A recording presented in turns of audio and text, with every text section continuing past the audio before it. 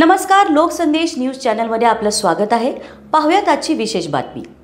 सतत कारवाई होऊनही व्यापारी सिंगल यूज प्लास्टिक विक्री, साठा व वापर करतात ही बाब गंभीर स्वरूपाची आहे। फौजदारी कारवाई करूनच या पद्धतीस पायबंद घालणार माननीय सत्यम गांधी आयुक्त भा.प्र.से।